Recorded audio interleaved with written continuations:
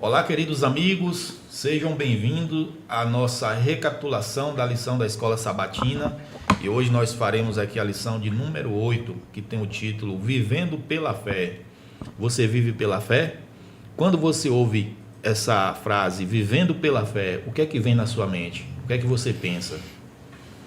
Então, nós iremos recapitular aquilo que nós estudamos durante a semana sobre esse tema. E hoje temos aqui a presença do querido irmão Wagner. Prazer estar com vocês mais uma semana, com vocês também aqui, né? É muito bom. E que vocês possam estar curtindo, compartilhando, comentando, né? Para que aumente esse engajamento e essa mensagem Sábado da igreja vá para mais pessoas, né? Com certeza, o querido irmão Messias. Bom dia, feliz sábado. Estamos aqui para a gente estudar um pouquinho essa lição tão importante, Vivendo pela Fé. Sejam todos bem-vindos. A irmã Tereza. Então, bom dia, feliz sábado. É um prazer imenso estar aqui novamente, fazendo parte, né, dessa lição maravilhosa que vem nos dando algo maravilhoso para nossas vidas. É isso aí. Muito bem. Pegue sua Bíblia e abra no livro de Hebreus, capítulo 11, versículo 1. O capítulo 11 de Hebreus é conhecido como a Galeria dos Heróis da Fé, não é isso? É ali onde Paulo ele relata todos aqueles, né, que foram heróis porque tiveram fé em Deus e eles viveram de forma que, né, entregou toda a sua vida, toda a sua existência para servir a um Deus que eles não viram pessoalmente, com exceção de Moisés, né? Mas eles criam que era um Deus poderoso e verdadeiro e que com certeza traria o melhor para eles. Então vamos recapitular hoje justamente isso aí, a questão da fé. E o verso para memorizar se encontra justamente em Hebreus 11, versículo 1. Antes, porém, vamos fazer uma oração pedindo que o Espírito Santo nos conduza a esse estudo e prepare a nossa mente e nosso coração. Você ora conosco, Messias? Vamos orar. Bondoso Deus, queremos agradecer por mais essa oportunidade de estarmos aqui na Tua Santa Casa de Oração e agradecer pela semana que tivemos. Que nesse momento o Santo Espírito ilumine nossa mente para a gente levar a compreensão dessas verdades maravilhosas para outras pessoas, a fim de que elas também tenham a fé fortalecida, da mesma forma que nós queremos que a nossa fé também seja fortalecida, em nome de Jesus. Amém. Amém, amém. Hebreus 11, verso 1. Você lê para a gente, Wagner? Leio sim. E diz aqui, a natureza da fé. Ora, a fé é a certeza de coisas que se esperam, a convicção de fatos que não se veem. Muito bem. Essa é a principal definição de fé que as Escrituras traz para a gente, né? E realmente, quando você tem fé, você acredita que aquilo que você espera irá acontecer pelo poder de Deus. Não é isso, irmã Teresa? Sim, sim. E Deus é maravilhoso. A lição dessa semana, como nós falamos, ela vai trazer justamente isso, a questão da fé. Como que está a sua fé? Você realmente tem fé em Deus?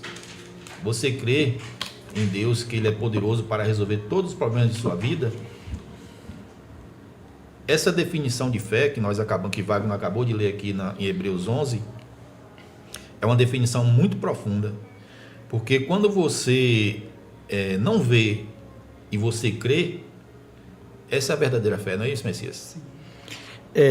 Essa lição vem tratando de um tema muito assim importante para nós que vivemos no tempo do fim, que é com respeito à fé.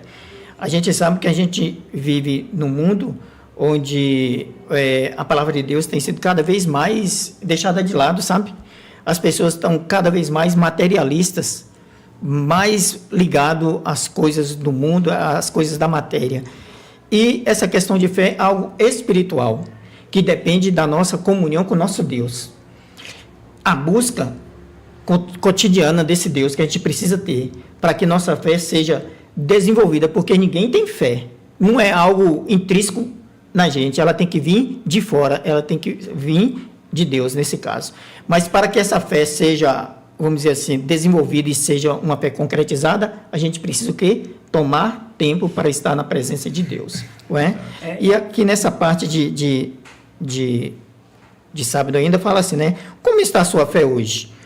Já houve momento em que ela vacilou? Talvez você tenha enfrentado algo tão desafiador a ponto de não saber como seguir adiante em seu relacionamento com Deus. Ou, quem sabe, sua fé seja como de uma rosa que brota do caule verde, depois desponta em um pequeno botão e, por fim, abre em uma flor vigorosa e colorida, perfumando todo o ambiente. Que fé a gente está desenvolvendo agora nesses instantes finais da volta de Jesus? Isso que a gente vai discutir nessa lição. Muito bem. A fé, ela naturalmente não nasce de nós, né? A fé, nós temos que saber também que ela não é um sentimento, né? Não é um sentimento passageiro, porque às vezes a pessoa pensa assim, a fé é um sentimento, não é também emoções, né? Também ela não é um pensamento positivo. A fé é algo que a gente adquire através do poder de Deus. E é nessa confiança que a fé, né? Essa confiança que nós temos dessa fé em Deus, mesmo quando os nossos olhos não conseguem enxergar uma saída, mas nós sabemos que existe um Deus que nos dá esse poder, essa fé, e que nos traz coisas que nós nem imaginamos que vai acontecer, como a própria Bíblia fala, né? Ora, a fé é a certeza das coisas que se espera e a convicção de fatos que não se vê. Então, essa passagem bíblica ela é totalmente integrada na nossa vida. Porque, realmente, quando a gente pergunta o que é fé, muitas vezes as pessoas buscam, vou buscar a fé de Abraão, a fé de Isaac, a fé dos heróis do passado. E muitas vezes cada um de nós temos uma fé diferenciada. E a própria Bíblia fala que Deus dá a cada um a proporção que nós devemos ter, entendendo? Não é que eu tenho que buscar a fé de Abraão, eu tenho que buscar a fé, e essa fé, ela é única e intrínseca em qualquer um de nós, entendeu? Em qualquer um de nós. Alguém disse que certa vez que a fé é como Wi-Fi, e é mesmo. Você conecta, mas você não vê, mas está ali conectado, está ali, né, fazendo o que você precisa nela. Mas não há dúvida que a fé não é somente um relacionamento. Você pode ter um relacionamento com Deus, mas isso quer dizer que você tem fé, né? E a gente vai ver aqui no decorrer da lição pessoas que andaram com Deus e pessoas que não tinham esse andamento com Deus, esse conhecimento com Deus, e muitas vezes adquiriram uma fé que nem aqueles que realmente estavam ligados inteiramente com Deus tinham uma fé, como Deus relatou em algumas passagens bíblicas. Exatamente. E eu digo assim que existem alguns pontos, né? Primeiramente, a fé, ela precisa ser exercitada. É algo que você exercita diariamente se você tem um relacionamento com Deus. Sim. Outra coisa, não é sua, é um dom de Deus. E o terceiro ponto, não é dado somente a cristãos. O primeiro ponto é esse. Porque existiram pessoas na história em que Jesus, ele falou que aqueles que não eram judeus do povo de Deus tinham mais fé do que ele. Então, o primeiro ponto que eu devo saber é isso. Tem pessoas que não são cristãos que possam ter mais fé do que eu tenho. Isso. E o outro ponto, quando a Bíblia fala, né, de algumas pessoas, né, como o centurião, como a mulher cananeia, se não me engano o centurião, a gente vai ver aqui, isso, né? Mesmo. Isso. Uhum. Aí a gente vê que essas pessoas, elas... primeiramente, quando a Bíblia fala de mulher cananeia, era um termo pejorativo, que os próprios judeus, sim, né, é a mesma coisa, uma gentinha daquele lugar. Sim. Cananeu, samaritano eram mal vistos. E eram mal vistos. Quando falava samaritano, quando o autor do livro, o escritor do livro, ele relata mulher cananeia, ele mesmo está sendo preconceituoso. Na parte mais simples da história, ele está sendo preconceituoso porque chamou de cananeia. E o outro ponto, ela e o centurião, eles queimavam ofertas a outros deuses. Eram idólatras. Então, esqueça esses discursozinhos aí que falam que se a pessoa para ter fé tem que ter fé em Deus. Primeiramente, ela precisa ter fé, é o primeiro ponto. Quando a pessoa se convence através do Espírito Santo, né? Ela é convencida de que Deus é o Deus verdadeiro, essa fé vai mudar a história dela.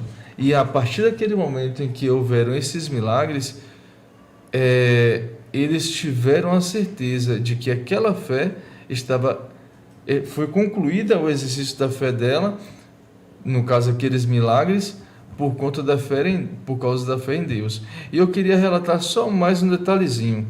Os milagres, os prodígios que acontecem, espirituais que acontecem na sua vida, não necessariamente vai fazer você ser mais cristão ou menos cristão. Isso aí a gente vai ver durante o decorrer da lição. É isso mesmo. Você me fez lembrar de um provérbio chinês, se eu não me engano foi de Confúcio. Ele dizia o seguinte: você pode orar até para a cabeça de uma sardinha, desde que você tenha fé nela. Agora, a pergunta que a gente precisa fazer: qual a diferença em você ter fé num falso Deus, numa cabeça de uma sardinha, e num Deus verdadeiro? Exato. Quando você crê, quando você tem fé em Deus, o Deus verdadeiro, Ele irá fazer com que, primeiro, foi Ele que lhe deu essa fé. A fé é um dom de Deus, como foi dito aqui, e Deus deu para todo mundo. Não é um sentimento, mas Ele deu a fé para todo mundo. Alguns vão aplicar essa fé nele, no nosso Criador. Outros vão aplicar a fé em falsos deuses, em animais, enfim. A gente vê que o mundo hoje as pessoas creem em uma diversidade de coisas. Mas quando você crê em Deus e você tem um relacionamento com Ele, a Bíblia diz que é impossível ter um relacionamento com Deus se você não tiver fé nele. Para a gente se aproximar de Deus, precisamos primeiro crer nele, ter fé. Então, quando a gente tem esse relacionamento com Deus e tem fé nele, a gente vê Ele respondendo às nossas orações e o cuidado que Ele tem com cada um de nós. Ele vai nos proteger, ainda que nós passamos por momentos de dificuldades, vai dar livramentos, vai nos dar provisão. Deus não deixa um servo seu na miséria. Deus não deixa. A pessoa pode passar dificuldades, mas a pessoa não vai morrer de fome, não vai virar um mendigo, se tiver um relacionamento com Deus, tiver fé nele. Isso é fato. Então a diferença é essa. Agora, muitas vezes, para a nossa fé, a gente precisa de um sinal. Só que essa não é a verdadeira fé. A fé a gente precisa ter num Deus que já mostrou vários sinais para a gente. Então, mas a gente costuma ter esse hábito, né, Messias, de estar pedindo a Deus um sinal. Para crer, igual o Wagner falou, os milagres, os prodígios. Eu creio porque Deus fez tal coisa na minha vida. Não, você tem que crer em Deus independente de o que Ele venha fazer em sua vida. A verdadeira fé consiste nisso aí, né? Quando a gente lê a Bíblia e a gente vê as histórias bíblicas, né, a gente vê muitas situações que Deus operou grandes milagres, né? Pessoas mesmo viram o Mar Vermelho abrindo, mas não entrou na Canaã terrestre. Então. Receberam o maná, 40 anos Deus sustentando eles no deserto, não tem comida nem água, com água e comida, mesmo assim eles não entraram na Canaã. Então, essa história de você querer ver coisa para você crer, isso aí é infundado. Não é assim, não é? Não é assim, a gente precisa crer. É tão acertado esse verso bíblico, né? Fé, uma certeza. Uma certeza, você tem que ter a certeza aí, convicção, sabe? Né? Uma convicção, você tem que ter certeza, você tem que acreditar que Deus pode e que Deus faz as coisas. E com relação aqui essa parte de domingo que fala se basta um sinal, Jesus foi questionado aqui pelos líderes da sua época, que era a liderança religiosa de Israel. E olha só o que Jesus fala para eles aqui, ó. Mateus 12, né? Verso 38, que diz assim, a palavra do Senhor. Então alguns escribas e fariseus replicaram: Mestre, queremos ver da tua parte algum sinal. Ele, Jesus, porém respondeu: Uma geração má e adúltera pede um sinal, mas nenhum sinal lhe será dado, senão o do profeta Jonas. Porque assim como teve Jonas 3 dias e 3 noites no ventre do grande peixe, assim o Filho do Homem estará 3 dias e 3 noites no coração da terra. ninivitas se levantarão no juízo com esta geração e a condenarão, porque se arrependeram com a pregação de Jonas. E eis aqui está quem é maior do que Jonas. A rainha do sul se levantará no juízo com esta geração e a condenará, porque veio dos confins da terra para ouvir a sabedoria de Salomão. E eis aqui está quem é maior do que Salomão. O que Jesus quis dizer aqui? Ó? Que aquele povo ali não precisava de sinal. Eles não precisavam de sinal nenhum, não é? Eles precisavam mais, sabe do quê? De uma renovação espiritual. Exato. Eles não precisavam de sinal, mas sim uma renovação espiritual. É tanto que Jonas não fez nenhum tipo de milagre em Nínive. Jonas não fez nada, nenhum, só apenas falou o que Deus pediu para que ele falasse e pronto. E toda a cidade se converteu. Toda a cidade se converteu, não é? E Jesus aqui fala com os líderes, né, que apesar deles terem visto tantos sinais, eles não creram. E eles vão ser condenados por aqueles que creram, fora do povo de Israel. O povo de Israel foram os que mais viram milagres, né? E nós sabemos que ao acontecer os milagres, a gente via que algumas coisas aconteciam assim, parece que eles não criam. Quando a gente vê a primeira multiplicação dos pães, a gente vê ali que quando chega para Jesus, um dos discípulos chega para Jesus e fala assim, olha, dispersa essa multidão, nós conhecemos a história, né? E aí, ali foi visto, né, o grande milagre da multiplicação dos pães. Mas aí, em seguida, depois, teve a segunda multiplicação dos pães. E Jesus já estava 3 dias falando com aquele povo, mas ninguém chegou para Jesus para falar, né, alguma coisa. E quando Jesus falou, esse povo já está cansado, famintos e tudo mais. E de repente o povo falou bem assim, mas nós não temos dinheiro para comprar tantos denários de pães para alimentar esse povo. Quer dizer, o primeiro milagre, não viram? Então, assim, são os próprios discípulos que andavam com Jesus, que viam os milagres diariamente e assim mesmo ainda tropeçavam, né? Quer dizer, milagre era o quê? Era um espetáculo? Jesus fazia milagre para que o povo aplaudisse? Não, Jesus fazia o milagre para que eles pudessem entender que Jesus era o Filho de Deus e que ele podia todas as coisas. E os fariseus, nesse contexto aqui, foram os fariseus que pediram um milagre. E esses fariseus, eles que pediam um milagre para creem que, se eles próprios, Deus conhecia o coração dos fariseus, e Deus sabia que os fariseus planejavam a sua morte. Então, que milagre é esse? Por isso que Deus fala, cada geração pede um sinal. E a nossa diferença... E a nossa diferente mais, os sinais estão à sua volta. Nós vimos os sinais aí na nossa volta. Ele falou nesse instante, né?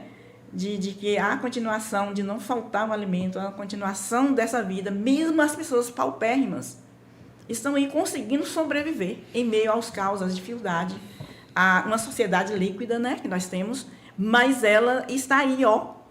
Estou aqui e está sobrevivendo. Então, são os milagres do dia a dia que Deus faz na nossa vida. Nós não precisamos de ter um sinal para ver milagres, né? Nós precisamos ler a Bíblia, porque ela é repleta de heróis da fé que fizeram e viram milagres, né? É isso que nós temos que acreditar. É como eu falei para vocês, né? A senhora falou muito bem, irmã. A fé não vai fazer, os milagres não vai fazer você ter mais ou menos fé. Sim. Né? Os milagres não vão. E existe uma diferença entre fé e fideísmo, né? Sim. A fé, ela é algo concreto, palpável, né? Que você tem muitas... Você consegue ver, né, na história as comprovações. É algo assim racional. Sim, sim. E o fideísmo, independente do que falam para você, você acredita por acreditar. O fideísmo é assim, não criticando, né, a questão de outros tipos de fé, mas é a mesma coisa da pessoa pegar um pouco da água do rio Ganges, colocar um microscópio e você vê que aquilo dali é muito impuro, né? E você mostrar para uma pessoa que faz aquele tipo de culto, olha o que está acontecendo. A pessoa bebe a água e quebra o microscópio. O fideísmo é semelhante a isso aí. Né? A pessoa não quer enxergar. Mas a própria Bíblia, ela nos ensina a ter algo que é racional. Como diz aqui em Romanos, capítulo 12, e o versículo 1, que diz bem assim: portanto, irmãos, pelas misericórdias de Deus, peço que ofereçam seu corpo como sacrifício vivo, santo e agradável a Deus. Ou seja, alguns interpretam de outras formas, mas esse sacrifício vivo é uma vida de adoração a Deus, né? Este é o culto racional. Então, é algo que tem que ser racional. E o que eu acho muito interessante, para completar, é algo que a gente vê muito sobre a história de Tomé, né? Jesus e Tomé, como diz aqui no versículo 29, Jesus lhe disse: você creu porque me viu. Você creu porque me viu? Uma pergunta. Bem-aventurados são os que não viram e creram. Então é algo que é racional, né? Então, assim, às vezes a gente precisa, obviamente, Deus ele precisa se mostrar a nós. Ele se mostra a nós no momento que pedimos, e muitos milagres acontecem, mas muitas vezes nós não queremos ver. Aí que está o problema. Exatamente. E de fato, muitas pessoas precisam ver para crer. É você que nos acompanha, você é assim? Tem pessoas que são assim, como Tomé. Eu só acredito vendo, e muitas vezes eu vendo não creio. É desse jeito. Só que a nossa fé, Jesus vê a nossa fé.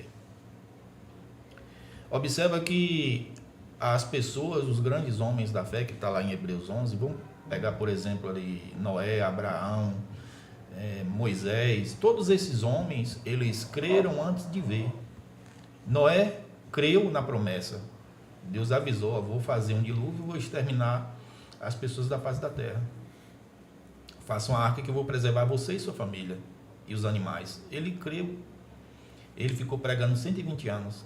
Somente ele e a família acreditou, e somente eles foram salvos, e os animais. Abraão é chamado pai da fé porque ele creu na promessa antes de ver acontecer. Todos esses homens, eles acreditaram naquilo que Deus prometeu antes de ver acontecer. Messias falou da história de Jonas. Os milagres que aconteceram ali na história de Jonas aconteceram somente para Jonas. O livramento dele, quando ele orou no ventre do peixe. Os ninivitas não viram ele orando e o peixe colocando ele para fora.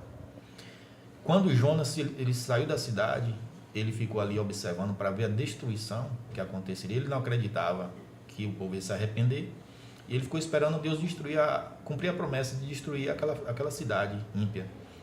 E ali acontece um milagre. Deus faz crescer um pé de uma planta, que a Bíblia ora chama um pé de uma abobroeira, né? Mas a gente não sabe exatamente que planta foi. Aquela planta cresceu de forma milagrosa para proteger ele do sol. Depois Deus fez com que aquela planta morresse. Então só Jonas que viu esse milagre.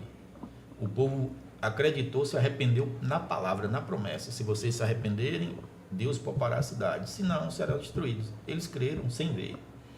Nós devemos ter essa fé. E eu queria lembrar a você o seguinte: nós falamos aqui que Deus não deixa os seus perecer. Aí você pode pensar assim: por que está faltando a comida na minha casa? Por que me falta saúde? Observe que pessoas na Bíblia passaram por momentos difíceis assim. Sim. O povo de Israel teve fome. Deus fez cair o maná do céu. Elias, quando fugiu para o deserto, Deus alimentou ele através de corvos. Mas, por exemplo, a família de Jacó teve que sair da sua terra e ir para o Egito, porque estava passando grande fome. Eles tiveram fome.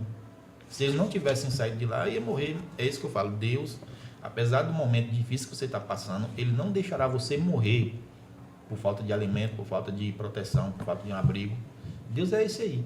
E aí você deve ter fé, exercer a sua fé nesse Deus que está aí com os braços e os ouvidos atentos para te acolher você e sua família. É isso que é ter fé em Deus. Sim. E nessa parte aqui, Jesus vê nossa fé, conta dois relatos fazendo um contraste entre o povo de Israel e as pessoas que não eram da comunidade de Israel. Tem da mulher, que Wagner mencionou ali, da mulher cananeia, sabe? Que, embora seja uma mulher que não vivia com o povo de Israel, mas era uma mulher que tinha fé. Ao passo que os discípulos que viviam com Jesus não demonstravam tanta fé assim. A gente vê por ocasião da tempestade, né? Até a tempestade, eles ficaram com medo de morrer e aconteceu que Jesus chegou e salvou eles aí. E o outro é um homem romano, um centurião romano, né? Estava com seu servo doente e mandou que falasse para Jesus vir para curar o servo dele, sabe? Porque ele achava que não era digno disso, tanto que ele até falou para Jesus. Jesus estava vindo, no meio do caminho veio outra mensagem falando que não precisava ir, mas simplesmente precisava só ele falar que ele cria tanto Exatamente. em Deus, em Jesus, na palavra de Deus, que ele não precisava nem ir. Era só falar, porque da mesma forma que ele era um homem de autoridade, ele sabia que Deus tem autoridade para falar alguma coisa e se cumprir. É tanto que as coisas veio à existência pela palavra de Deus. Né? Então, duas pessoas aqui que é fora da comunidade de Israel, mas que tinham tamanha fé grandiosa, ao passo que os do povo mesmo de Deus não demonstram tanta fé assim. Né? Então, é algo que a gente tem, igual o Wagner falou, né? Fé não é algo intrínseco dos cristãos, não. A fé não é quem não busca a presença de Deus também pode demonstrar fé maior do que aqueles que buscam. Isso aí é algo para a gente refletir. Sim, sim. E sabendo que o Espírito Santo, ele alcança a todos, né? Independente que somos cristãos ou não. Tem pessoas que não eram, como você mesmo falou aí, e que alcançou uma fé que Deus falou, que fé é essa, né? Até o Deus admirou. Então, eu penso assim comigo, na minha esfera humana bem rebaixada de quem eu sou. Quando eu falo minha esfera humana bem rebaixada, porque assim, se eu ando com Cristo, eu estou com Cristo, eu estou na igreja, eu estou lendo, e muitas vezes a minha fé ainda eu não exercitei ou eu não tenho, então eu me sinto assim, poxa, quem sou eu? Por que eu fico indagando certas coisas, questionando certas coisas? Então, é porque assim, a nossa esfera humana, né, quando ela é caída, o pecado decaiu tanto que nós nos sentimos trapos de imundícia, né? E esse Deus maravilhoso que vê outras pessoas que talvez não tenham a mesma, que nós, não comungam a mesma fé que nós comungamos, tem uma fé extraordinária. E Deus, esse ato de fé é uma expressão de crença e confiança, né? Que ela é profunda. E, geralmente, ela está ligada à religião, que ilumina. Porque quando a gente não tem algo para a gente alicerçar quem é esse Deus, conhecer esse Deus mais profundamente, nós talvez não sabemos o que é fé e não conhecemos, não entendemos. E essas pessoas que às vezes nem estão tão ligadas à leitura da Bíblia e tudo mais, e tem essa fé tamanha que às vezes, como você, Fábio, mesmo citou aqui, às vezes põe a fé em uma coisa, em algo que aconteceu ali que não está nem dentro da Bíblia, que não foi nem Jesus que fez, mas é a fé dele, fez com que ele, né? Eu me deparei uma vez fazendo um estudo bíblico, e quando eu cheguei na casa, eram 3 pessoas que eu dava estudos bíblicos. Aí ela falou bem assim, uma falou assim, olha, hoje eu não vou receber o estudo bíblico porque eu vou ali levar meu filho, que eu acho que ele está com um quebrante caído. E aí eu vou lá, e aí a senhora dá para minha mãe e minha irmã. A espinhela caída. Espinhela caída, uma coisa assim, né? Quebrante, mal olhado, não sei o quê. Aí eu falei com ela, olha o desafio que eu fiz para ela. Não, mas eu também posso fazer isso que a mulher lá faz. Ela, a senhora pode? E ela ficou assim um pouco, sabe? Sem entender, cristão. Peguei lá uma folha no mato que estava lá na casa, inteirinha, estava em pezinho, né? O tempo ainda estava assim, aquele sombrio, então os matos estavam bem. Peguei e fiz assim da criança. Aí o mato ficou assim, né? Caído. Aí eu falei com ela, olha, tá vendo? Ele já está curado. E o menino assim, começou a ficar assim, alegrezinho. Eu falei bem assim, olha, isso aí é só uma convicção de uma fé que a mulher lá tem, mas ó, esse mato aqui, ele está em pé, mas à medida que eu vou fazendo, eu vou sacudindo, aí evidentemente que ele vai murchar. Aí fui falar com ela, realmente, que essas coisas são amuletos de crendices e tradições, e tal. E ela começou a entender, ela vai falar essa parte da Bíblia? Eu falei, podemos falar sobre. Então, irmãos, muitas vezes essas pessoas levam seus filhos a esse lugar com ato de fé e acontece que a criança sara. Mas sabe o que? A fé dela. Está entendendo? Não é que aquela outra pessoa tem tanto para realizar na vida do outro. É a fé dela, a confiança de que aquele ramo vai passar ali e que vai fazer milagre na vida sua, da criança. Então, isso é um ato de fé, mesmo das pessoas incrédulas. É isso mesmo. Até porque, se Deus tivesse dado fé somente para algumas pessoas, seria, de certa forma, injusto. Sim. Como que Deus ia me cobrar a fé se Ele não me deu? E sendo que fé não vem de nós. Exato. A fé vem de Deus, Ele que dá uma sementinha, é como Cristo falou. Se você tiver fé como um grão de mostarda, a gente sabe que o grão de mostarda é muito pequeno, Sim. você vai conseguir transportar a montanha de um lugar. E você que nos ouve, você acredita nisso? Porque é muito bonito a gente ler isso na Bíblia. Foi Jesus quem falou. Você crê em Jesus? Você acredita que Jesus é Deus, é o nosso Salvador?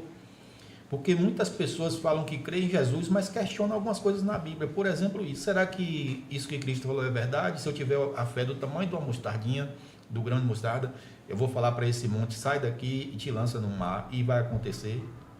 Você tem fé para isso? Outra coisa, as pessoas questionam, mas a jumenta de Balaão não falou, não, aquilo ali é uma figura de linguagem. Mas a serpente não falou com Eva, não, porque ela é uma figura de linguagem. Mas a baleia que engoliu Jonas, isso ali não existe, isso é figura de linguagem. Só que esse Cristo que você diz que acredita, ele considera tudo isso como literal, como verdade. Vê que Cristo falou que o sinal que ele daria para aquela geração seria o mesmo sinal de Jonas, que Jonas ficou 3 dias e 3 noites no ventre da baleia, Sim. do grande peixe. Então você vai dizer que Cristo é mentiroso agora? Você fala que crê em Cristo, mas não acredita nessa história, porque na sua cabeça não cabe? Você acha que cientificamente é impossível uma jumenta falar, uma cobra falar, um homem ser engolido por um grande peixe e sair de lá vivo? Aí, por essas questões é que nós começamos a medir nossa fé. Porque a fé é você acreditar sem questionar. Não é fedeísmo, como o Wagner falou. Você não questiona por quê? Porque, como Cristo falou, vários sinais já foram dados. Sim. O próprio Cristo veio, morreu, ressuscitou. Se você não acredita, você não tem fé em Cristo. Você vai questionar a ressurreição de Cristo, você é um ateu. Verdade. Eu penso dessa forma. Então, se você confessa que crê em Cristo, você tem que acreditar em todas as histórias que a Bíblia conta como verdade. E o próprio Cristo ratificou a história do peixe e várias outras que ele vem dando, como Sodoma e Gomorra. Ele citou Sodoma e Gomorra, ele citou o dilúvio. Mas vocês não acreditam no dilúvio não, porque Sacane falou que é impossível, Pirula falou que é impossível, não sei quem falou que é impossível. Você está colocando a palavra de Cristo em xeque por causa da palavra de Sacane, de Pirula, de qualquer outro cientista aí? E qual é a sua fé? Não é isso? E o primeiro ponto é o seguinte: quando nós falamos de fé, sabe, Fábio? Quando a gente fala que é um dom de Deus, Deus ele criou o ser humano com algo com um órgão, de certa forma, muito miraculoso, que é o cérebro. Sim. Né? E é muito difícil de entendermos como é esse órgão. E Deus ele nos colocou com sentimentos.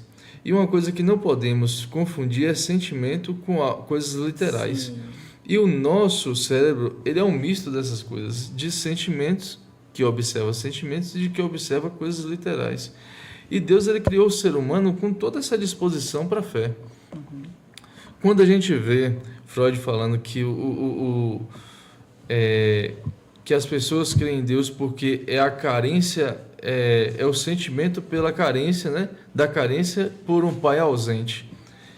De certa forma, ele, em certos pontos, ele está equivocado, até por conta dos fatores familiares de qual ele viveu. Mas outra coisa, se a gente observar no fundo, de certa forma ele está certo, porque quando o ser humano ele foi criado para adorar um ser criador. E esse ser verdadeiro do qual o homem ele tinha contato. E a partir das épocas em que o homem ele foi se afastando desse Deus e que foi se perdendo na história o contato com esse Deus verdadeiro, as pessoas tiveram que colocar essa necessidade de adorar, que foi algo que foi formado por Deus na criação, em outras coisas. E aí, aí a pessoa começa a criar animais, começa a crer em coisas, em astros, e começa a crer em coisas invisíveis do qual ela supõe, e começa a ter esses vários tipos de crendice. Se você pode ver, quando a gente fala da crença de não crer em nenhum Deus, não existiu na sociedade, na história, nenhum povo, nenhuma tribo, nenhuma etnia que não cresce em nada. O primeiro fator é esse. Todos criam em algo, por mais que não era um ser, eles não intitulassem como Deus, mas em algo espiritual. Então, o ser humano ele sempre teve essa carência de colocar a sua necessidade de um pai ausente em algo. Porque Deus nos criou para ser adoradores dele. Isso está formado dentro de nosso cérebro.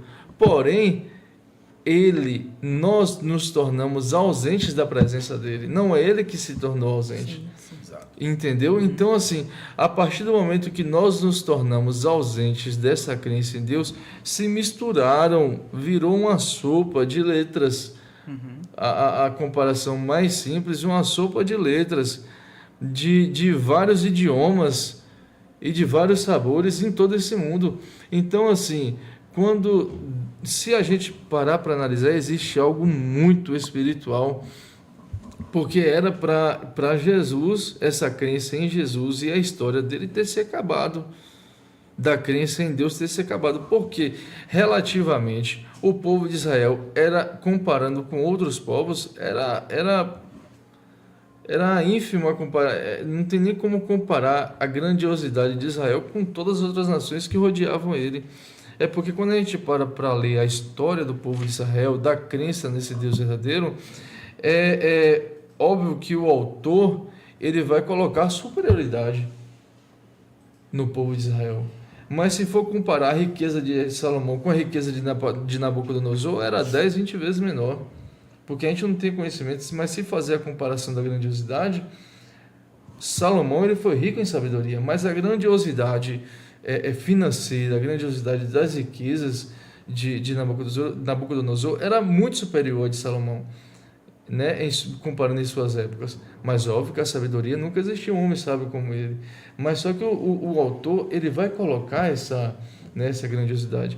Então, da mesma forma, quando paramos para analisar, é um poder de um Deus muito grande para fazer com que a história desse povo perdurasse durante todas as épocas. E é algo sobrenatural, é algo muito espiritual isso daí, sim, né? Sim. Então, é nesse ponto que eu vejo que a fé em Deus, nesse Deus deste povo, né, o Deus dos cristãos, esse nosso Deus, é uma fé da qual é inabalável, Messias. Porque é inabalável, sabe, gente? Porque não tem como ser algo puramente natural ter sobrevivido essa crença nesse Deus. É porque ele é verdadeiro mesmo. E é um Deus que é diferente de todos os outros. Uhum. E aqui, quando fala fé não é um sentimento, eu queria só complementar uma coisa que eu falei na frente, e eu não estava nem vendo, mas em Romanos 3, que eu falei, nem todos que têm um relacionamento com Deus têm fé. E, de fato, Romanos 12:3 fala sobre isso. De fato, precisamos, antes de tudo, de uma medida de fé, que também tem na Bíblia falando sobre, para termos um relacionamento com Deus. Ninguém entra, de repente, eu sou cristã, sem antes ter o quê? Sem antes nós termos uma medida de fé, sabe? Eu me lembro quando eu tinha meus 14 anos, eu senti a ausência da Bíblia aonde eu estava. E eu sempre fui uma cristã verdadeira. Mas eu senti a ausência da Bíblia e eu queria buscar essa Bíblia. E quando eu a busquei, o primeiro dia que eu entrei numa igreja cristã, eu era católica, e a primeira igreja que eu fui fui convidada para vir à igreja adventista. Quando eu bati o pé, estava terminando a escola sabatina com aquela música assim, não tardará, Cristo irá voltar. Imediato terminou a escola sabatina e entrou o culto divino, 2ª hora. E quando o pastor Antônio, foi o pastor que estava redigindo aquele dia na liturgia da Bíblia, e quando ele começou a ler a Bíblia, leu só um verso e explanou aquele verso, eu me enchi, sabe? O Espírito Santo me encheu.